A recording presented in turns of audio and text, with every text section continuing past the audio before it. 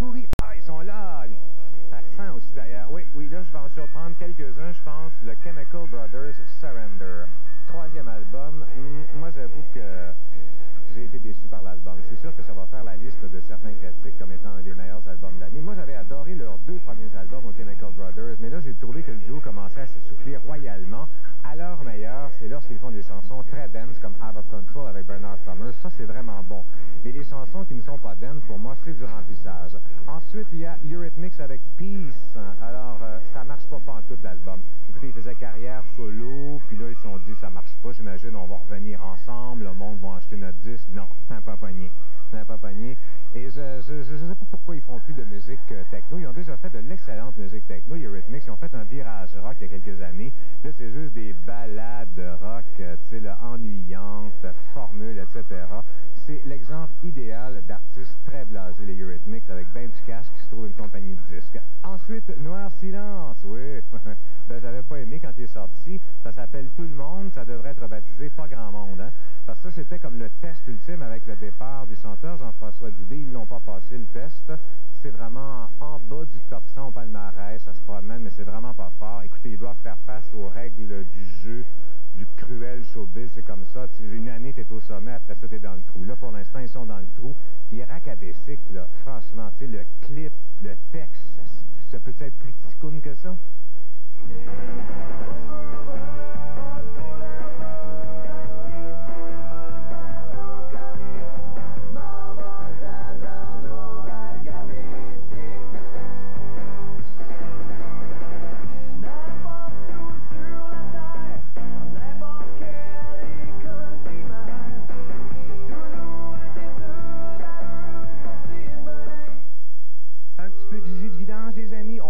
Avec d'autres déceptions. Et oui, Bruno Pelletier est parmi mes déceptions. Son album D'autres rides.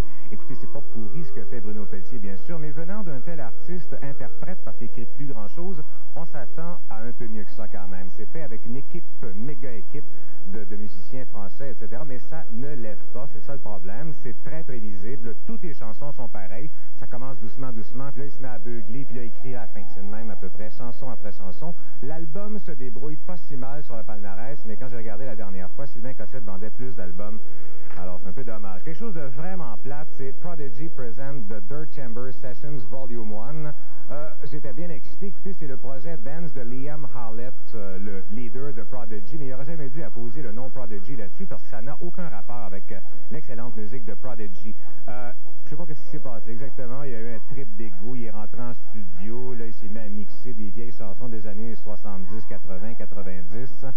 Ça a donné pas mal n'importe quoi. T'écoutes ça 2 fois, puis tu sais, on va le mettre ici. Ça va être des petites décorations ici. Tiens, parfait, excellent.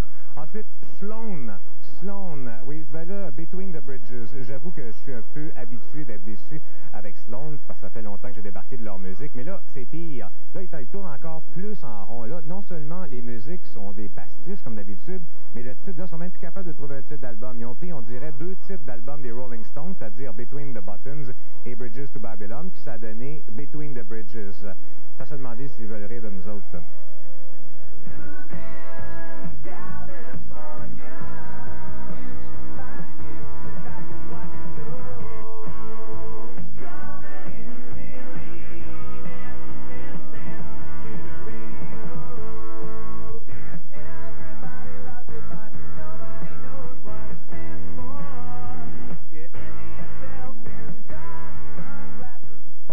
Ça va mal à la chope. Son 7e album, elle demeure vraiment une icône, une image aimée des gens. Hein. On l'aime, Mitsu, elle est sympathique, mais il n'y a plus personne qui achète ses albums. Je pense que cet album-là, il a fait 3 semaines au top 200 québécois, c'est tout. Et c'est pas parce qu'elle essaye pas. Elle était en Angleterre, elle a enregistré en Angleterre, en Californie, si je me trompe pas, mais qu'est-ce que vous voulez, hein? Elle a essayé de s'inspirer du style techno contemporain, electronica, mais les gens préfèrent acheter l'original. Donc, un peu dommage pour Mitsu. Ensuite, vous allez peut-être être surpris par ma prochaine déception aussi, c'est Red Hot Chili Peppers, Californication.